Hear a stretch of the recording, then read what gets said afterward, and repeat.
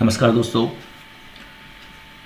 Learning maths इसोई जी अनमोल channel में आपका स्वागत है। और मैं आपको आज लेकर आया हूँ मेरिट कम मीन्स पेपर जो 2021-22 का आया था। उसमें सेक्शन युक्ता वाला जो पार्ट था उसके 61 से लेकर 75 तक जो क्वेश्चन हैं उनको अपन लोग देखेंगे किस तरह के क्वेश्चन उसमें आते हैं और उनको सही आंसर्स चुनेंगे। तो इसमें जो ये वाले क्वेश्चन जो सेक्शन युक्त वाले जो क्वेश्चन रहते हैं वो एक तरह से किताबों से आए हुए क्वेश्चन रहते हैं जो अपन लोग पढ़ते हैं या जनरल नॉलेज से मिले आए हुए क्वेश्चन रहते हैं। तो आइए देखते हैं, यहाँ जो 61वां क्वेश्चन है वो देख लेते हैं। चंद्रशेखर आज़ाद मध्य प्रदेश के किस जिले के निवासी थे?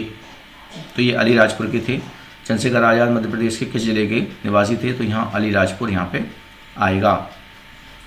61वें प्रश्न का डी नंबर का उत्तर सही है, अलीराजपुर। 62वां प्रश्न आता है, यहाँ पे लिखा है जलियांवाला बाग की घटना किस सन में घटित हुई थी? तो ये 1919 में घटित हुई थी। जलियांवाला बाग की घटना जो है 1919 में घटित हुई थी। तो 62वें नंबर का प्रश्न जो है वो बी नंबर का सही है, 1919। आगे बढ़ते हैं और देखते हैं।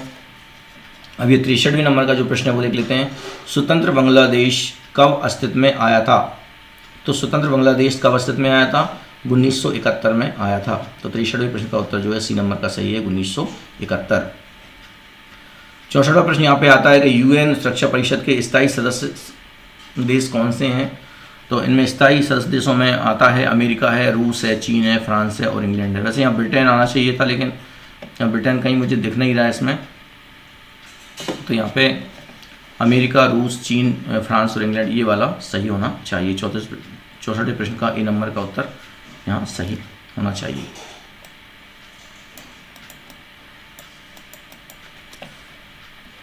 65 वर्ल्ड ट्रेड सेंटर कब ध्वस्त हुआ था? तो अपन जान सकते हैं वर्ल्ड ट्रेड सेंटर जो अमेरिका में ध्वस्त हुआ था, आतंकवादियों ने जिस पे हमला किया था वो 2001 में हुआ था। 2001 में उस पर आक्रमण किया गया था या उसे नष्ट किया गया था, आतंकवादी हमला हुआ था उस पर और बहुत सारे लोग, हज़ारों लोग उसमें ख़त्म हो गए थे, मर गए थे।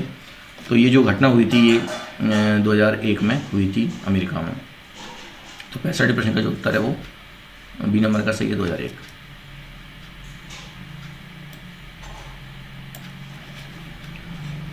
66 नंबर का प्रश्न देखते हैं अपन लोग।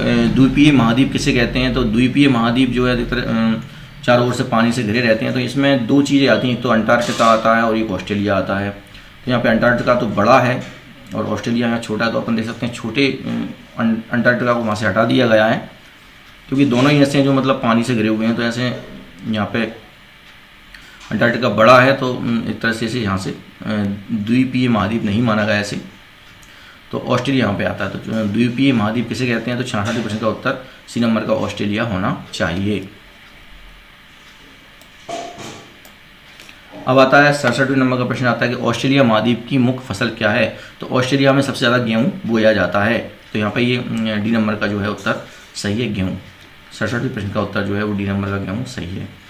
अब आता है 68वें नंबर का प्रश्न, अंटार्कटिका महाद्वीप की खोज कब हुई थी? तो अंटार्कटिका महाद्वीप की खोज सबसे पहले कब हुई थी या कब अस्तित्व में ये आया था? ये आया था 1820 में। वैसे तो ये 1821 कहा जाता है लेकिन इसमें चूंकि ऑप्शन है नहीं 1821 तो अपन लोग यहाँ ये 20 उपयोग कर सकते हैं यहाँ पर। तो 68वें प्रश्न का अंटार्कटिका महाद्वीप की खोज कब हुई थी? तो 1820 में हुई थी।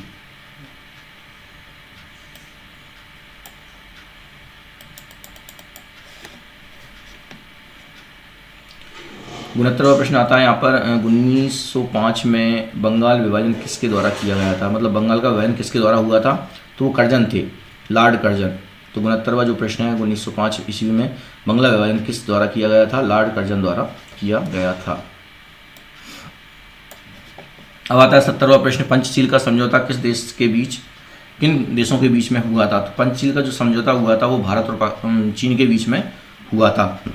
तो 70वें प्रश्न का उत्तर जो डी नंबर का सही है, भारत और चीन, इनके बीच में पंचशील का जो समझौता था वो हुआ था।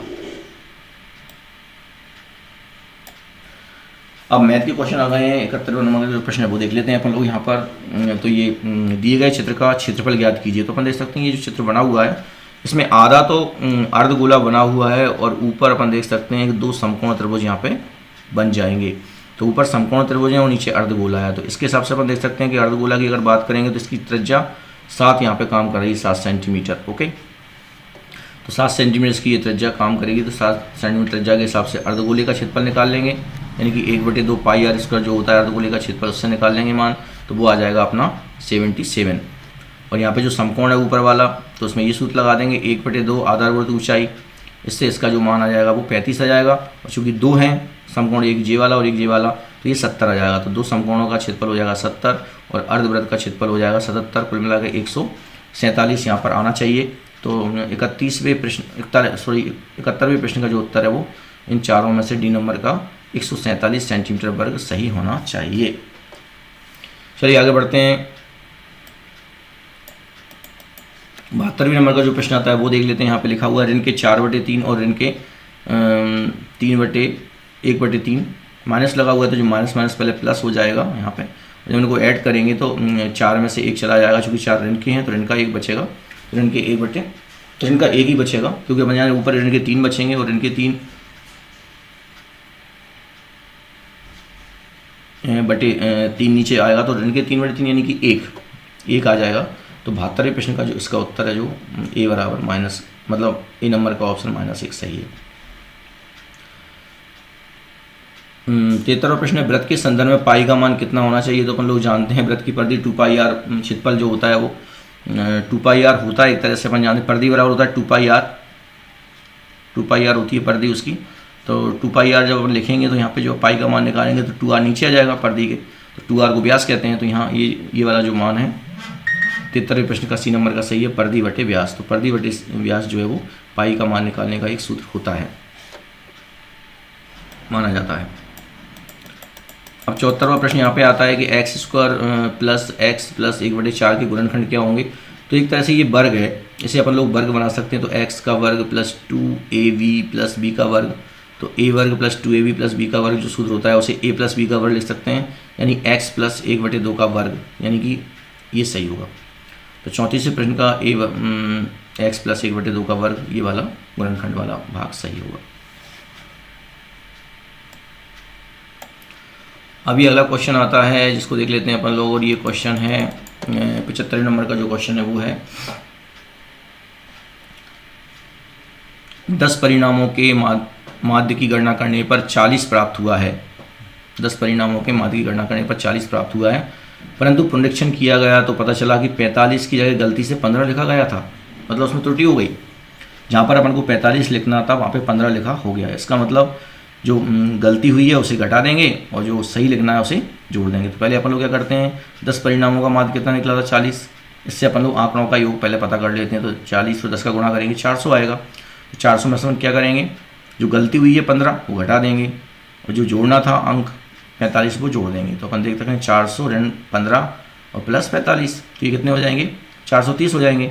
तो आंकड़ों का योग 430 हो जाएगा और आंकड़े कुल कितने हैं 10 हैं, तो 430/10 यानी कि 43 यहाँ पे आना चाहिए। तो 75वें प्रश्न का जो उत्तर है वो बी नंबर का सही है, 43। तो दोस्तों इस तरह से अपन लोगों ने ये 76 से यहाँ पे जो देखा 61 से 75 तक के क्वेश्चनों को अपन ने सॉल्व किया और देखा और उनको समझा। तो निश्चित ही आपको ये वीडियो पसंद आई होगी, और आपको अगर ये वीडियो पसंद आई हो तो इसे लाइक करें, शेयर करें और मेरे चैनल को सब्सक्राइब करें। धन्यवाद साथियों।